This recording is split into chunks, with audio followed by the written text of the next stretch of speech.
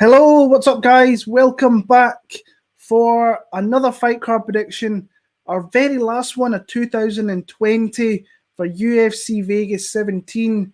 Stephen Wonderboy Thompson against Geoff Neal is our main event to run out the rest of the year. It was supposed to be Chimaev against Edwards, and that got pulled due to COVID, and some fights from a few weeks ago got pulled from cards, and now they've been put into this one. So as of right now, I think we've got 15 fights, which would be nice if we get to fight night with that many.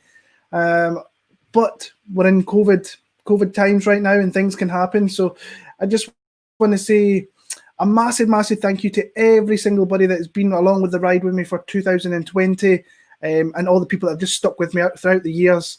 2021, we're going to be going into the 8th year of the channel, which I think is pretty special. There's not too many guys that have been around for that long on YouTube. And I've slowly built a nice little channel here with nearly 4,000 subs, which is crazy to me. It really is. It's nearly there. So we just need the last push, guys. If we can get it before the end of 2020, get up to 4,000. I think we're like 30 away. Can we do it within the next few weeks? It'd be much, much appreciated. If you could like the video, comment, it all helps the channel, so please do that. Let me know your picks, your bets, your DraftKings analysis, whatever it may be. Just you want to ask a question.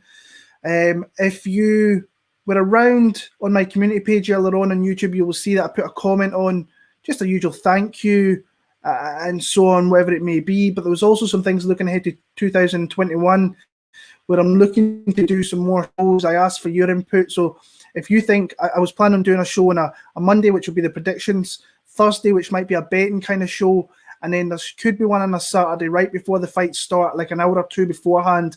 I wanted to know what you guys thought of that, whether you'd be down for something like that. And I also mentioned possibly having a membership type thing on YouTube. You can become a member, you can help support the channel, but I'm going to try and make it better, do some different things for you, more content for you guys. So I'd much appreciate it if you would like that. If you would like to support the channels, then I would much appreciate you just let me know whether you like the idea, whether you don't like the idea. I want to know, because I do this for you. I love talking about fights. So yeah, and I know there's some people out there that love to support me, think I should go ahead and do it. I've had some people that have jumped in and said you should absolutely do it. You've been doing it for so long, you should maybe try and get something back. And I'm still very apprehensive about it, but it is what it is. I just wanted to ask and see what you guys thought, whether you'd pay a membership to support the channel, whatever it may be. So yeah, I'm going to get started on that. I just want the last thing before I get into making some fights and talking about some fights and looking over last week's bets. Just thank you to the people that have reached out to the charity donations. Matthew, Johnny, there is my man Tony. There's a couple other ones whose names kind of really go through my head a little bit, but I really do appreciate it. We're going to give them a really good amount, and any money that I've made through betting through December is also going to be donated, and I've did pretty well. So thank you very much. I just appreciate everybody's support, and let me know what you think I should do with my channel moving into next year, and kind of go from there. So just before I go on and check how my betting did, we'll move on. I just want to show this here. We've got Brandon Phillip, a guy who loves talking about bets. He joined me on the Cubs Swanson bet last week. That was a great cash. Let's go Cub. That was a great one.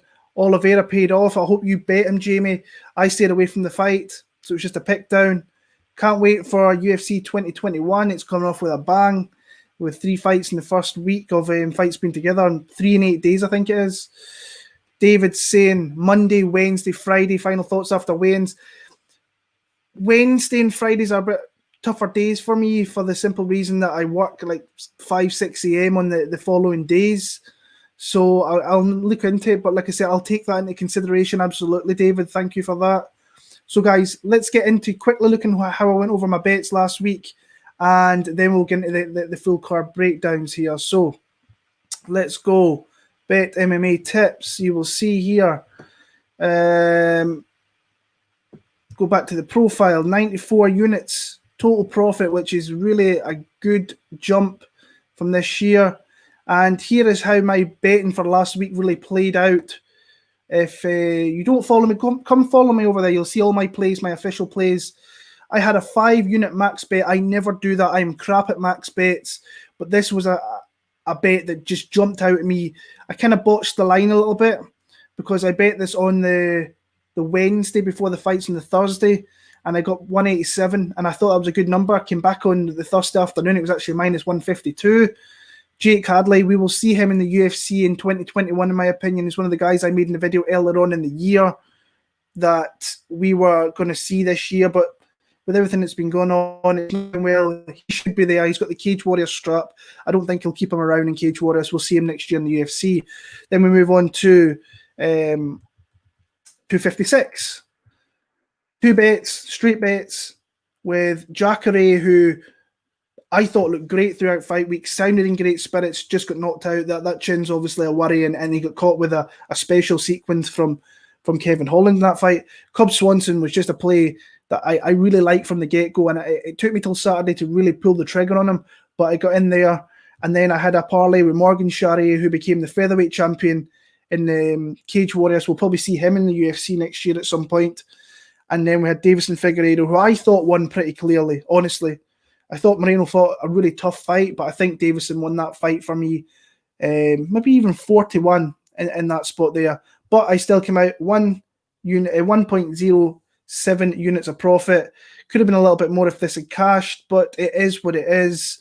And we kind of move on here. I have no bets for this card as of yet, but we're going to get into that there. So let's move on. So I'm looking at the wrong card there.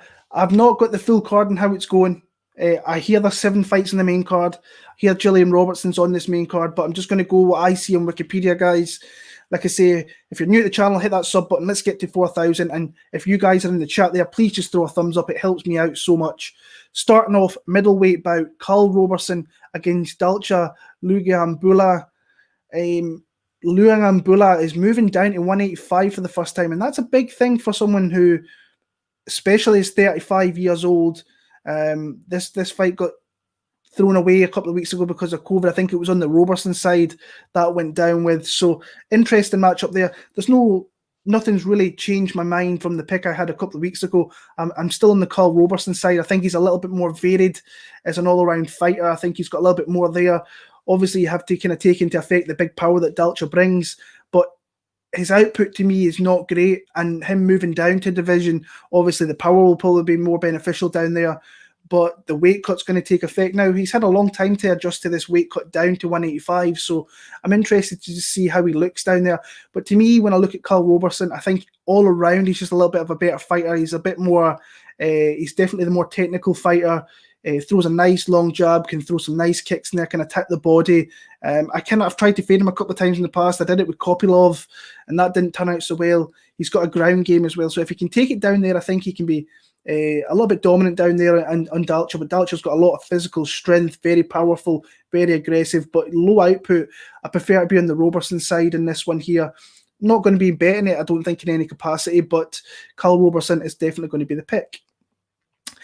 Gillian Robertson against Talia Santos is a fight that kind of got put together after Montana De La Rosa pulled out due to COVID. And then we had, who else? KGB Lee. I think she broke her nose, I think it was there. So that's how this fight got put together. And it's a tough fight, honestly, how I see this one going, because we all know what Gillian Robertson wants to do. If she had any semblance of striking, I'd be a lot more confident in this pick. But she really just wants to get the fight to the ground and try and dominate with her grappling. And what I liked about her last fight, and she's usually a girl that finishes fights once it hits the mat.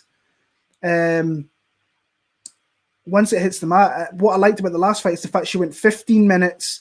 She really tried to get that finish, but you can see that she can grapple consecutively for the long parts of the fight. And I like that. She can keep girls down there. She can be dominant. She can look for submissions. Talia Santos, on the other hand, you watch her first fight in the UFC, I don't think she lived up to her true potential. She came in there with hype, with an unbeaten record, faced Mara Romero Barella, got taken down a few times, and that's a bit of an eye-opener that she's losing to someone like Barella. Now, everyone can have an off night. She rebounded in style by beating Molly McCann in that spot there, and looked very well. She also got takedowns in that one there. She's got the clear advantage on the feet. She's very, very fluid on the feet, throws a lot of big strikes, can mix it well with the hands to the leg strikes. And like I say, she's got a little bit of everything, but she goes to the ground. I think she can be dominated down there by Gillian Robertson. And the betting line is kind of coming in that a little bit. I'm looking at best fight odds right now, and Gillian Robertson's -125. So that is coming through to me as a potential pick if the line gets closer. If she gets the dog money, I'd be on Gillian Robertson. But my official pick is going to be Gillian Robertson. I think she wins not a dominant decision, a closely fought decision where I think her grappling initially will kind of play its part. But if it doesn't, she could easily get banged out in the feet. And that's always a worry with her. And I just, like I said before, I really wish she would have an semblance of striking to really fall back on, at least to make it a bit of a challenge to Santos, because she really doesn't have much. She just likes to get in there, be dominant on the feet, on the ground, and really that's a kind of main skill set. And she's very good at it. She's very dangerous with her submission grappling as well. So I'm just going to go through the chat here a little bit. Tiger Bob MMA, go follow him here on YouTube. Belal is now -400. Probably do the over or by decision. I like Belal. I think he's a parlay piece at -300, I think, in the UK here. Who have we got here? We've got Jamie Blanco parlaying him with Neal and Khaos. Pannie is one of the best dogs in the card. We will see. I kind of like that myself. Lima, see there. What's up, brother? I hope you're well. So let's keep on moving on. This is a fight. Jimmy Flick against Cody Durden now. Again, this is a fight from 2 weeks ago. A fight that I was on Jimmy Flick originally. But as the fight week was going on, I was falling more. And this is the thing about doing these on a Monday night. It's now like 11 p.m. on a Monday night here in the UK. You do them so early on the week that things can change. You can listen to things, you can watch interviews, you can see where fighters are at. But Monday's the best night for me to get out, and people seem to like the early access to getting picks out this early. Jimmy Flick, not very good striking. His main path to victory is getting you the ground, looking for opportunistic submissions, riding the back, basically just a submission grappler who can find the way to get to various submissions and a whole host of submissions as well. On the feet, I think that Cody Durden beats him there pretty comprehensively. He's a wrestler by nature. If he can keep that on the ground, keep it on the feet, I think that he can beat up Jimmy Flick on the feet and kind of deteriorate the confidence that he has. But once he gets to the ground, that's when the real work of Jimmy Flick really shows its hand there. Cody Durden, a lot of people were pretty high on him the last time as an underdog. He's not something I'm looking at betting right now. I'll look into it a little bit more, see where the line goes. I think it might stay where it's at, like plus 130-ish. He fell out with an eye injury. The Vegas Commission pulled him on fight night because of that. It wasn't due to COVID or anything at all. So he's got his eye problem corrected, ready to go here. So this is going to be interesting to me to see how I went with my initial gut feeling of Flick, to see how it changed through fight week. And now 2 weeks later, I am pretty firmly on Cody Durden to win this fight, honestly. I think that he's got a good opportunity to win here. I think he's a decent underdog you could target. I'll be looking at him a little bit on DraftKings there. So, yeah, I'm on Cody Durden to win that one there. Who are you guys all on? I want to see this chat popping down in here. Let me know, and I'll get you up on the screen there, and I'll showcase your picks off and who you have here as well. So, moving on. Rick Glenn against Carlton Minus. And I did the MMA Huddle earlier on, and John, my co-host, pointed out to me that Rick Glenn, I thought this guy was in his mid to late 30s. I'll be honest with you. He's been around for so long, been in some big promotions outside the UFC, made his way over to the UFC, got some half-decent wins in there, destroyed Gavin Tucker easily. Then he's kind of losing one and winning one back-to-back. Lost to Jury, beat Bermudez, lost to Kevin Aguilar. But as a guy that's been around for a lot of fights, like over 25 fights, that's a lot. And I thought he was in his mid to late 30s. The guy's only 31. That's crazy to me. So, but he has been a 2-year layoff. So I'm interested to see why that was, whether he was dealing with injuries, whether it was a change in maybe camps, whatever it may be, just life getting in the way, which happens sometimes. But we've got him here against Carlton Minus. I don't trust any fighter that comes out the Alaskan fight scene. I thought he looked very hittable in that fight on his last fight out against Semmelsberger. I think actually Semmelsberger is going to be a decent fighter. I'm looking forward to actually seeing him in his next fight, whenever that may be. But I mean, he's not been fighting great guys out of that scene in Alaska. I mean, Justin Buchholz is a guy that is okay back in the day, at least. That was 2018, but Buchholz's days were long gone. Rick Story, he got submitted fairly easily in the second round of that one there. I don't trust any guy out the Alaskan fight scene. Very rarely will I do that. I like that Uros Medic that came out of the Dana White Contender Series. He could be one to look at, but he's long, he's languid, he doesn't really have much pop in his strikes. Rick Glenn can put it all together. I think he's a thoroughly far better MMA fighter. So in that one there, I've got Rick Glenn pretty comprehensively. Could get him out of there. I've got him by decision personally. Whereabouts are we? Sorry. Tafon and Chukwi against Jamie Pickett, two guys from the Dana White Contender Series. I think you've got 11-4 in Jamie Pickett. You've got 4-0 in Tafon and Chukwi. So he's been thrown in. These guys been thrown into the UFC very, very early on in their careers. I'm not too sure about. I think Tafon, even though you watch that Montalvo fight, Montalvo wasn't a great prospect himself, but he was fighting hard. He was keeping at a distance there. But then you seen the raw power, and all it took was one shot from Nchukwi, and then that Montalvo guy, he was out for minutes after. That was a heavy knockout. Now he's been brought back in here, dropping down a division to 185. So I'm interested to see how that goes. I believe it's the first time he's did that, is moved to a new division, 185. So I'm interested to see how that goes. But the guy's got big.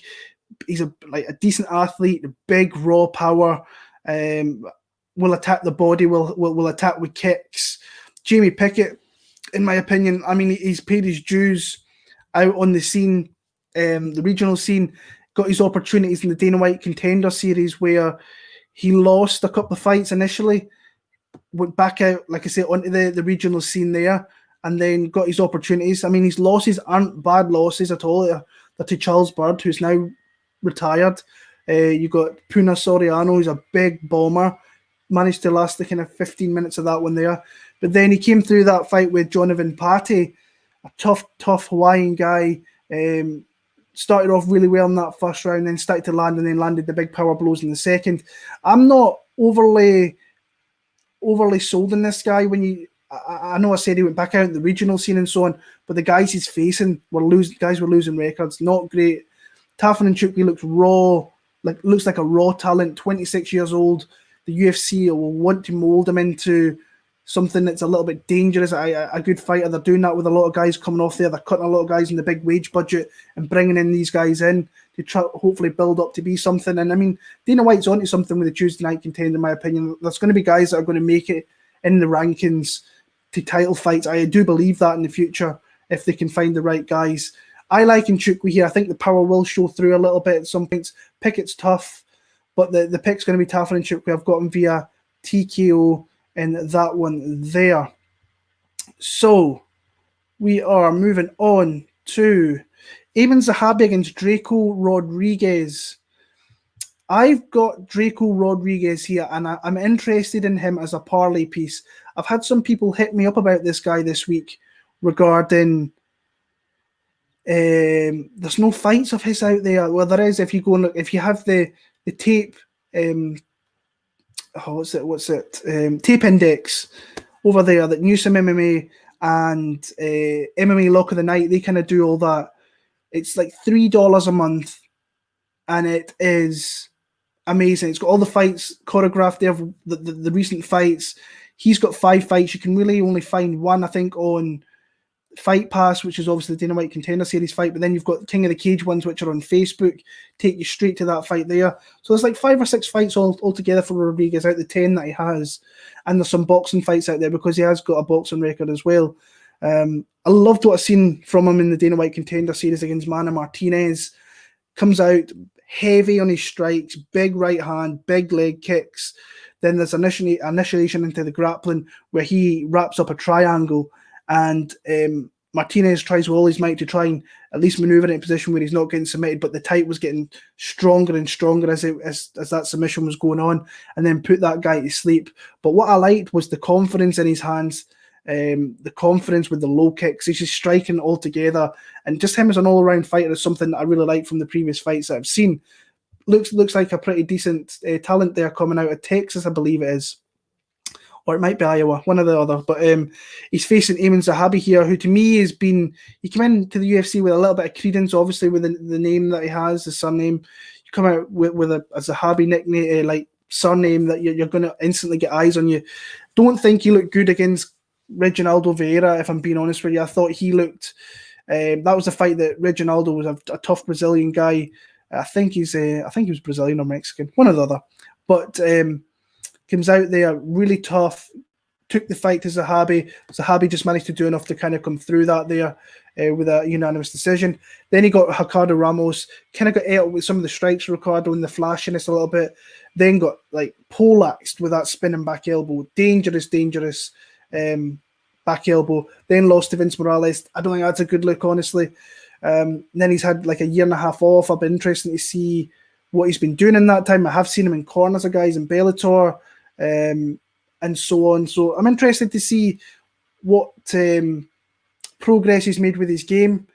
I just like the aggressiveness of Drako here. I think that wherever the fight goes, he can be scrappy enough, quick enough, just be the quicker fighter, scrappy on the ground if they get there.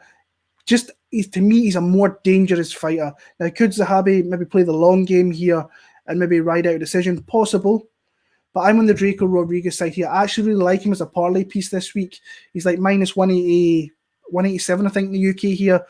I quite like that number for parlaying up to get around plus money. That I always aim for that with parlays, not unless I see something I really like and just add a little more to it, like I had with Figueiredo and Sharia last week, but that didn't really turn out too well.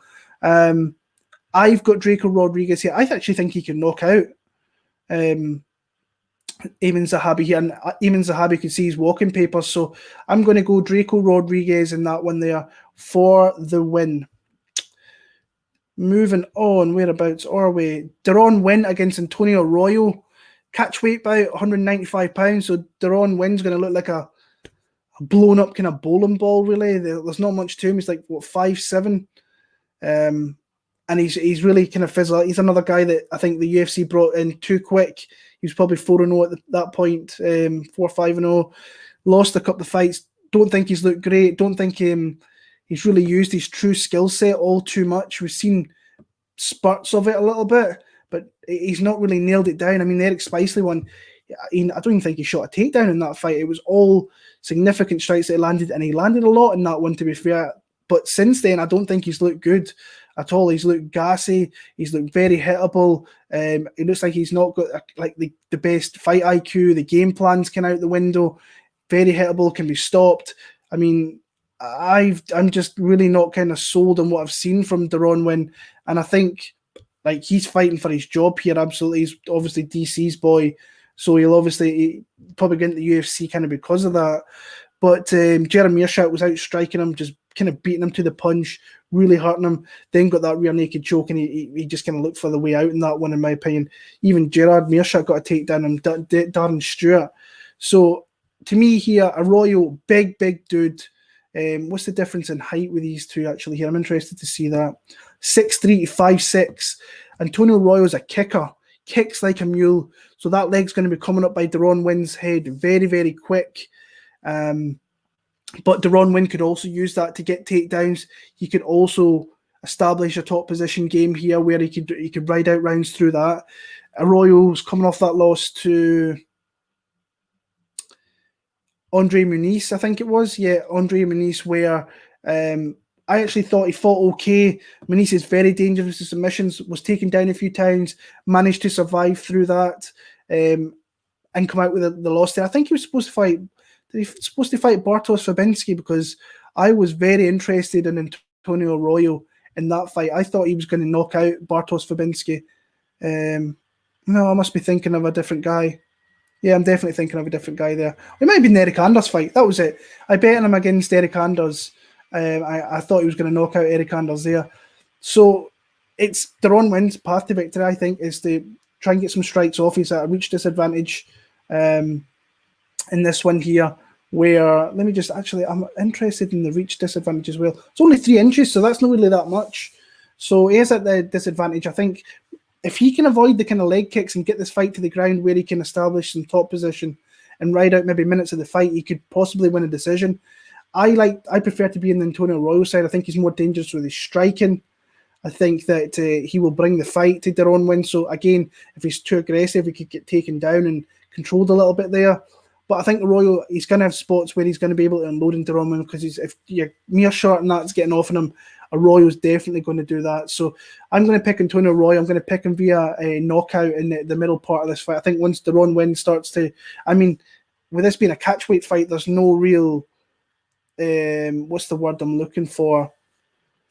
I mean, he can eat what he wants pretty much, and he doesn't have to cut ultra weight. So I like Arroyo in this spot here. I think that is where I like this spot here. So just going back into the chat there, it's not really kicking off, guys. I want to hear from you. You're the man. Well, free UFC bet picks in the house. What is up, Aaron?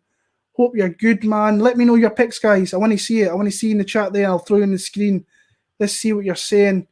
Let's get it going. I want to see who you guys are betting and who guys are picking. So let's get going. Get it going, guys. Come on. This is an interesting fight to me. Sijara Eubanks against Pannie Kianzad. My boy Rockstar Z, who I always forget to mention at the start of this, he's closing 1,000 subs. Guy deserves 1,000 subs, at least for the stuff that he does in his channel. He does the Fair Play podcast on a Friday. He does deep breakdowns on certain fights. He's did it in this fight because I believe he has a bet on Pannie Kianzad. And I'm also one that's pretty interested in Pannie Kianzad. She is my pick here in this one. I've never been a true backer of Sijara Eubanks. I've tried to bet against her, and I've kind of got burned in the past by betting big favourites. Like the Avila fight was just, it was a shit bet on my part, hands up. I kind of should not be betting Julia Avila at the number I got. I think it was a big number as well. I can't remember off the top of my head. But to me, Pannie Kianzad's a little bit more, she's really kind of refined herself into a better fighter. She's starting to really show her some of her true potential, which I think that she had shown coming through the kind of regional scene on Cage Warriors. Geez, when was that? Way back in 2014, I thought she was going to be a really big name in the sport. She went to Invicta. That was a pretty torrid run for her, for being honest with you. She lost to Kaufman. She got stopped by Raquel Paolue in the first round there. So that's not the greatest look. And then she moved into the UFC when she was on the Tough Show. Lost to Macy Chason, who was just bigger at that point. Went back out there. The UFC kind of called her in short notice. She lost to Julia Avila, which is interesting. And then she's coming off 2 pretty comprehensive wins over Betchko here and Jessica Rose Clark, where I think she's truly looked far, far better than what she has throughout her entire career, landing a high volume of strikes. Now, Betchko here's right in front of you there. She's got very limited movement. And she really just picked her apart in the feet there, was very, very fluid with her striking, picked her shots well. The Jessica Rose Clark fight was pretty much the same there. She was first to the punch. She was landing the better strikes. And when you look at Sijara Eubanks here, she's had a pretty busy 2020 there. I mean, she's been reining in fights. She's had 3 fights. This is fight number 4. She's went 2-1 with wins over Julia Avila and Sarah Moraes. But I think this is her hardest fight to date. I lost to Caitlin Vera as well, I should say. I don't like her gas tank. I think her striking's okay. She can kind of have a high output. You've seen that in the Sarah Moraes fight, who's very hittable. She's very stationary. She can get hit there. Caitlin Vera, I mean, she took her down. She was dominant on top. Now, I don't expect Pannie to really do that. I expect if she wins this fight, she's going to keep the fight on the feet and kind of win the true aspects there. I mean, if you watch the Avila fight there, she was very dominant on the ground, rode position out, went for sub attempts in the right spots there and won a decision. But I think that Pannie can put a pace on her here. I think he can tire her out. A little bit worried about her getting cracked in the nose because she doesn't breathe well from there. I've got someone that actually trained in the same the last, I think it was 6 weeks with Pannie Kianzad, saying that she's like really in a good spot. She's looking really good. I just like Pannie in this spot. I think as a decent size underdog, plus 135. That's a decent number, and I think a fight that could be very, very close. Interested to see where the money goes, because if people start betting, and I think people that watch these videos also come into effect where they can move the lines a little bit. The bigger bettors, not like myself. I'm decently sized with the bets that I place, but there's guys that are betting thousands out there that can move lines big time. But I don't expect those people to really be throwing thousands on Pannie Kianzad, but I'm sure there's people out there with enough dough in their pocket and they like the spot, they will do that. I like Pannie Kianzad. I like her 29-28 at least, maybe even a 30-27 in that spot there. Go back to the chat there, see what's up, guys. Winn fighting another tall guy. I got Arroyo. Loving Arroyo here by DFS by the numbers. Brady, I believe your name is. I've seen you a few times, brother. I've actually watched your videos and I haven't given you a shout out because I have watched some of your stuff there. Really informative, dude. I've seen him in Z's show a few times. If you haven't seen any of, I think it's Brady. I apologise if I've got your name wrong there. Please go and subscribe to his channel, whatever he has there, and just grow the channel. I love throwing out all the predictors out there and try and grow in the community, because that's what it's all about, in my opinion. Us come together, try and win bets, get picks, talk about fights. That's what it's all about. Kieran Roberts is already saying Khaos Williams. We'll get to that. Arroyo's a better Mearshart. He should smoke Winn. Interesting bit there from 9 minutes. Hope you're well, brother.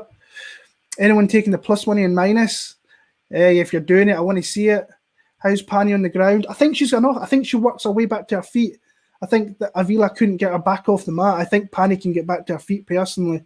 So, yeah, if you watch some fights, you will see that, where she can work her way back up. So, yeah, so that's some of these guys' comments there, who they're on.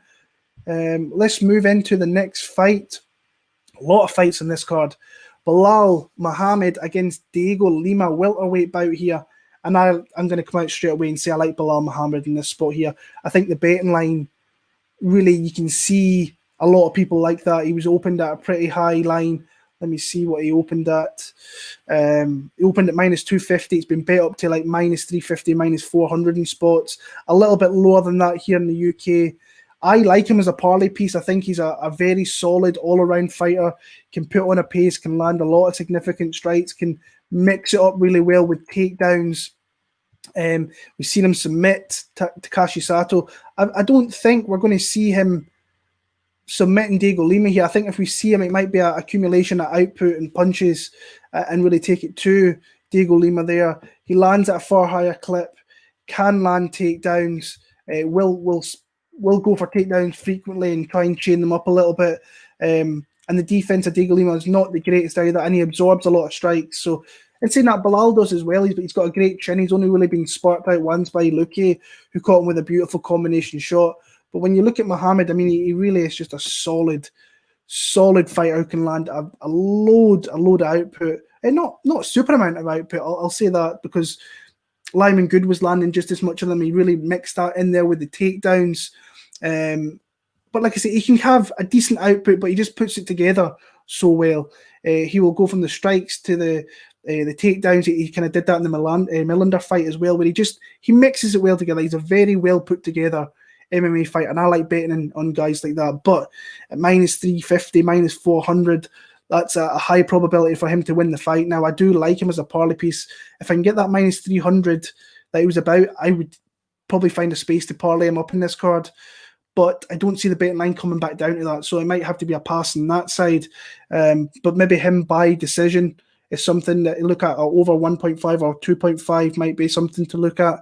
I've got Belal Muhammed, and I mean, Dhiego Lima, I think he's shown a little bit more than what I initially thought he would in his UFC return. I mean, he knocked out Charlie Pre in the first round, beat Court McGee, just kind of ride out a split decision. He's had two very, very close split decisions, him and Luke Jumo, where he kind of won that through some takedowns and just landing a little bit more. I just like Belal. I think he's a little bit more. There's just more to him, in my opinion, than Dhiego Lima. I'm not taking away anything that Dhiego's did in his last 3 wins, because winning 3 fights in the UFC in a row is a big deal. So respect to that dude.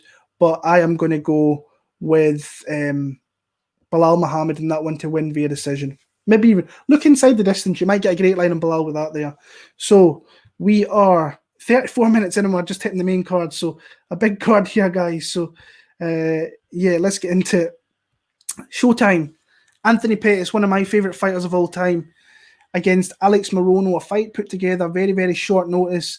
A return for Alex Morono, who fought, I want to say, about a month ago, maybe not even that. Yeah, a month. So November 14th. So he's got a month, pretty much 2 weeks to get ready for Showtime. Pettis a couple of weeks for Morono.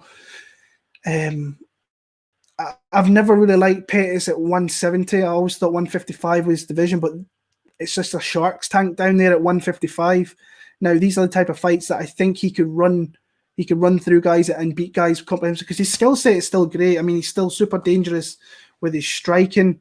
He's still very, very dangerous with his ground game. Not that you really see that too much of it, but you watch the Donald Cerrone fight, and a lot of people were on Donald Cerrone in that spot. I was on Pettis. I thought this is just a good matchup where you could see two guys that have clearly kind of declined a little bit from the original days in the UFC, which, to be fair, they were some of the most dangerous guys around. But he was just long with his jabs, was mixing up with his kicks, something he's always did.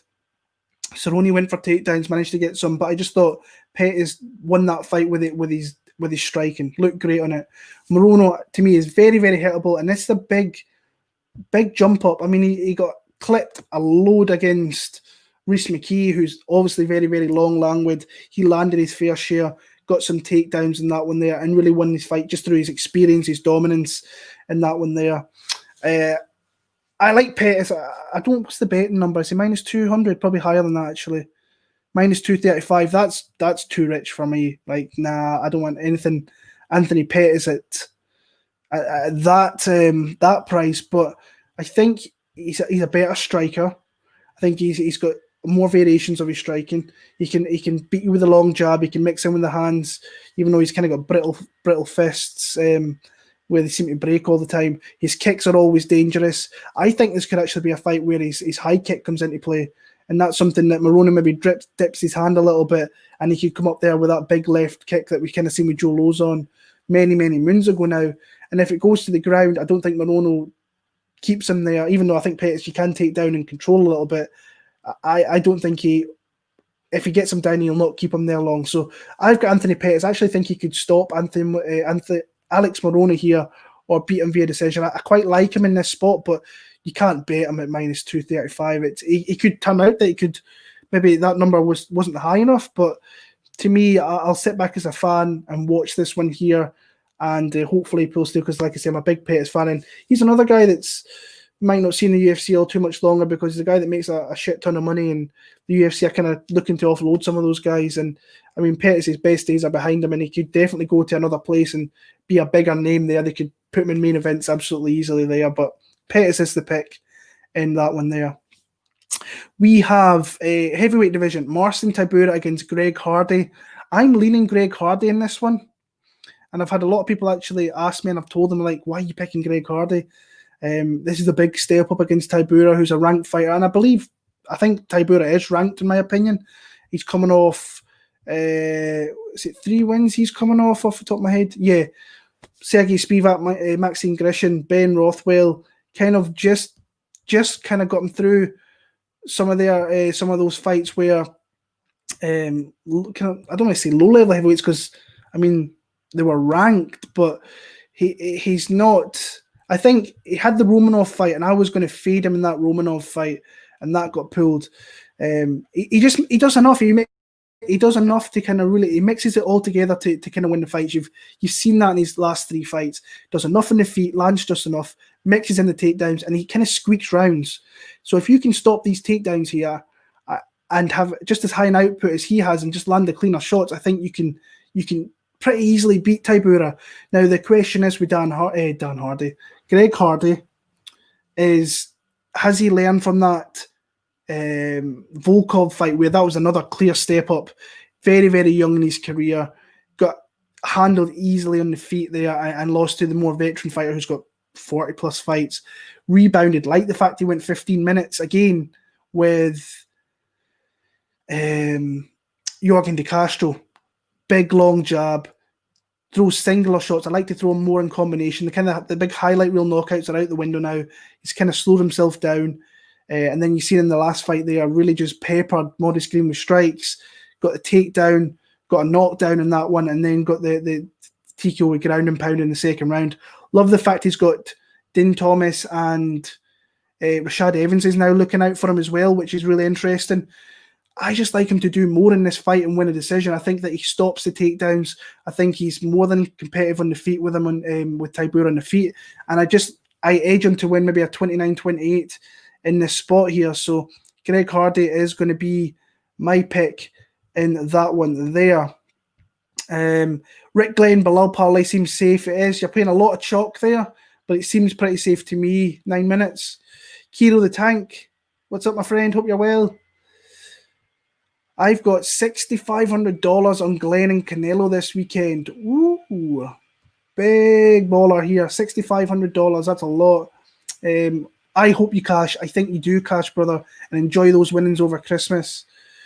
I really appreciate your assessments. Well, keep up the good work with the breakdowns. Thank you so much. Means a lot, that, guys. So thank you. Moving on here. Marlon Moraes against Rob Font. Interesting fight. This top half of the card is a really fun looking card that they put together here. I've got Rob Font in this fight, actually. Surprisingly, a lot of people have messaged me, asked about this one, and I've not been too sure about it. But I like Rob Font to kind of outland Marlon Moraes, and if he can avoid like the explosiveness of Moraes and the big power that he throws, then I think in rounds 2 and 3 he can work his way into this fight and win the rounds through more output. He doesn't absorb as much. He does absorb as much, I think, actually, but his output, his boxing range, I think, is fantastic. And I think that he's a little bit, I don't want to say he's slow with his striking, but you can kind of see it coming a little bit. It's not super quick. And you're going from a guy like Sandhagen to Font, where it's complete differences, where Sandhagen's got mobility, feints, angles, just a completely different fighter than what Rob Font is. But what I like Font is just this, like, he's got a good boxing skill set, good boxing striking. He can mix in some takedowns if he needs to. I don't think he has to do that here. I think he lands more. And I don't think he absorbs pretty much. I think if he doesn't absorb the big shots here, then I think he could outpoint Rob Font. I don't think that's going to be a positive take this week. I think more people are going to be on the Moraes side. Betting line shows that, but I like the number on Rob Font in this one, plus 125. I think he's a little bit higher here in the UK. I really, really like him in this spot here. I think that he's got an opportunity to get a big name in Marlon Moraes. And I mean, Marlon Moraes, when you look at him, he's only losing to the best guys, like the best guy. So you cannot take anything away from the dude. And he's very, very dangerous. He only fights the best. But he's shown that he can be knocked out. He's been knocked out 2 of these last 3. Kind of got clipped with that spinning wheel kick against Sandhagen. Felt he was a little bit lucky to come through the Aldo fight, if I'm being honest with you. So yeah, I'm more on the side of Rob Font here. I'm going to watch a little bit more of these two and see where I go with the bet. If the line starts dropping, then I'm going to have to make a decision in that one. But I think if he can avoid the explosive start of Moraes, I mean, he doesn't really throw too much himself, but if he can avoid that and the thing is as well, coming to my head, Font actually kind of gets hurt. He got hurt against a couple of guys, Ricky Simone, I remember. I think Almeida kind of touched him up a little bit in some spots, but ultimately kind of came through those fights. I'm going to pick Rob Font via 29-28 decision. That's going to be my pick there. I don't think, I think, like I say, more people will be on Moraes there, but I'm on Font. Font is I like the number I get on that one, so we'll see. Moving on, we are at Michel Pereira against Khaos Williams. I don't know about you guys, but I don't feel I've got a good read on this fight, honestly. So I'm interested to see. Let me know who you guys are on in this one here, and I'll let you know. I'll put you on the screen there and let everyone else know who you're on. You've got the explosiveness of Khaos Williams, who's been a destroyer in his 2 UFC fights. Like, he's barely taken any damage, but he's dealt out a shit ton of it in the minutes that he's got in the UFC. I mean, I bet against him against Abdul Razak Al Hassan. I was pretty confident that the big power on the Al Hassan side would come in. But Khaos Williams comes out, peppers him with a couple of big low kicks and those big calves of Al Hassan, and then catches them with that right hand straight through the guard, drops him down, and like nasty knockout. And love the fact that he's jumped back in here again against another explosive guy in Michel Pereira, who a guy that I don't think you can fully trust. I know I can't. I had him against Dhiego Sanchez, and he pulled that crap out of his backside, getting DQ'd when he was clearly going to win. But then he really kind of bossed Lima Madaev, where he showed a little bit more patience, a little bit more just way of it all. I just think he kind of slowed it down a little bit. Salim's a bit of a knucklehead that if you kind of piss off a little bit, you can really get inside his head. You can kind of skull fuck him a little bit. And that's kind of what he did in that fight there, where he completely peppered him with strikes, got a takedown in there, and then eventually worked in the sub. The big thing is with me here is I feel like I want to see a little bit more from Khaos Williams, because you can go on his regional tape and you can see that he can wrestle, and that's something that could play dividends here, because this is a pretty short notice fight, so maybe the weight of Michel Pereira comes into play. If you watch the Tristan Connolly fight, where the weight cut was not good, and then it kind of played into the hands of the plus 400 favourite there.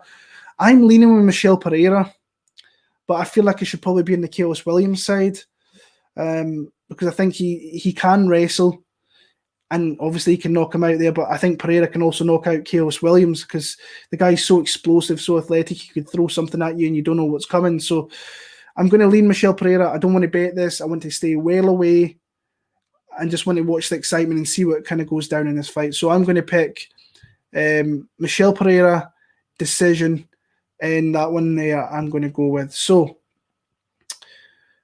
Lewis Hurley, hope you're well, Lewis. Font is the play. Nice Tucker pick. Just didn't bet him though. Casual with balls. Williams is my pick. No problem for ear regardless. Okay. Co-main event of the night. Jose Aldo Jr. against Marlon Chito Vera in what should be a very, very fun fight. And who would have thought like Jose Aldo would be facing Marlon Vera in 2020? Certainly not me. I put my hand up and saying that, but Jose Aldo's finally kind of making that drop down from the elite level fighters that he's been facing for the longest time. And when I talk about elite level fighters, I mean champions. Piotr Jan, Marlon Moraes of a previous organization, Volkanovski now the champion, the king at the featherweight division. Then when he did kind of make that drop back down, Jeremy Stephens, Renato Moicano, he dusted them in a couple of rounds. I mean, he had that vicious body strike against Stephens. Renato Moicano was like just a beautiful combination in the second round there and took him out. Before that, a couple of losses to Max Holloway. Conor McGregor was his loss. Before that, I mean, the guy only loses to the best of the best. And I think he's looked good at 135, honestly. I think that just Peter Yan just really just put the pace on him, tired him out, got him there. Now we're at 3 rounds against Chito Vera, who's obviously, I think he deserves this jump up in opponent, in my opinion, from who he has been facing. Got a little bit unlucky decision against Song Yadong, even though I think it was a close fight, could go either way. And then he absolutely ran through Sean O'Malley once he kind of got injured in that one there. Loved that. Cast him as a great underdog in that spot. But this is a big jump from, you look at his previous opponents of this, like last year, Frankie Sainz, Nohelan Hernandez, Andre Ewell. Big jump up in opponents here. And the only thing that kind of really kind of scares me is if Aldo gets hit with a clean shot or he doesn't take this fight seriously. Because, I mean, this must be a big fight for Vera against a guy from South America, a fellow Latino from down there. Aldo is one of the guys that probably held in high regard down in South America or wherever it'll be. So, yeah, I like Jose Aldo in this spot. I'm seeing some love. I know Clint from MMA, Die Hard MMA podcast, he's on Marlon Vera in this spot. So, I don't know. I'm on the Aldo side here. I like the betting line. I don't mind minus 150 in this spot, minus 145. So the money's still coming in Vera. I actually don't mind that. If that line, actually, I might bet Jose Aldo. I'll be honest with you. That line, the way it's sitting now, if it comes down lower, I'm going to go in and Jose Aldo. I've got Jose Aldo. I think he's going to dictate the pace here. I think he's going to be first off.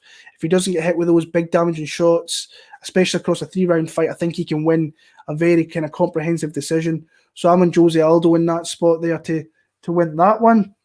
And moving on to the main event of the night, Stephen Wonderboy Thompson against Geoff Neal, a fight where this was the first fight I watched last Tuesday after I finished my last video, went into watching it and didn't really had a lean on Stephen Thompson because I do think he's such a hard stylistic fight to get ready for. He can pick you at distance. He can just beat you up on the feet with his varying strikes, kind of makes you make mistakes and he can catch you as he comes in there.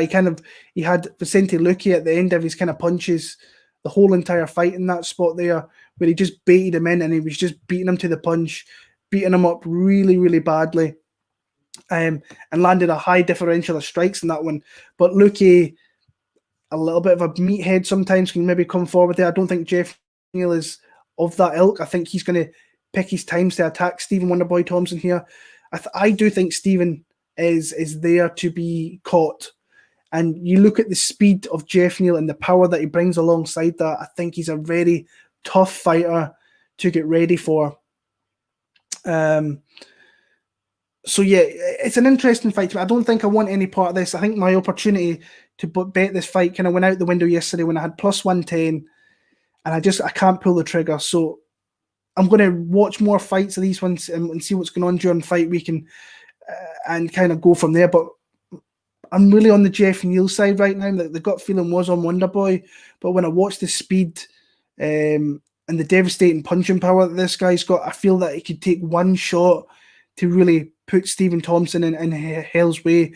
We've seen Woodley drop him with some big shots. We've seen him knocked out against Anthony Pettis where he was subjected to low kicks. But that shot from Pettis was like perfect on the chin, like absolutely perfect. Caught him in the sweet spot and put him out. I think that Geoff Neal can knock him out, but I can also see maybe Stephen Thompson just picking apart Geoff Neal if he gets too aggressive and he counters him, and that's something that he can absolutely do. So the pick's going to be Geoff Neal. I'm going to pick him via knockout inside the first 3 rounds there. I think that's where I'm on the side there, but I don't think I'm going to bet this fight, so I'll let you out there go with that. So Geoff Neal's going to be my pick, and that I've been super impressed from what I've seen from him, and he's had a rough end to like 2020 with all the COVID gear and stuff like that. So yeah, so Geoff Neal TKO first 3 rounds my pick. Hi Will, hope you're well. I'm good, Fraz, hope you're well. Neil KO from Gin79, hope you're well, Ginge. And Jamie Blanco, I got Neil at plus 115, a good line, so all the best with that. Guys, I'm 52 minutes in. This is one of my longer videos in a long time, a lot of fights here. Thank you for sticking with me. If you're still on the channel and you've not given me a thumbs up, please just do it. It really does help me out. Go support all the other predictors that are out there that are putting content week in, week out for you guys. And just show your support from them. Just a simple like on the video, comment on the video means a lot. It can do a lot for our channel. Like I say, just thank you for all the support through 2020. Looking for some big things in 2021. Where... yeah, I think that I'm hoping I can really have a similar year to this year betting wise. I'm going to increase my how much money I put on fights there, so hopefully take it to the next level and kind of go from there. You can follow me on Bet MMA Tips just under Will Martin MMA. You can do the same at Twitter, Will Martin MMA. And guys, like I said at the start of the video, I'm looking to do some things different in 2021 with 3 shows a week and possibly a membership kind of thing here on YouTube. Let me know if you agree with that, disagree with that, whether you support the channel, whether you're not. It's just to try and make the channel bigger than what it is. I'm coming 8 years in. I feel I can get more out of this channel, and I really want to try and take it as high as it possibly can. So thank you for your support this year. Enjoy the fights when they come around this weekend. All the very, very best for your bets, your DraftKings plays, whatever it may be. Merry Christmas to you and your families. A Happy New Year. I'm probably going to have a couple of videos out over Christmas and New Year. A couple of streams on there. So come and join me. I'll let you know. So until the next time, enjoy the fights this weekend. All the very, very best. Take care and Merry Christmas. Take care.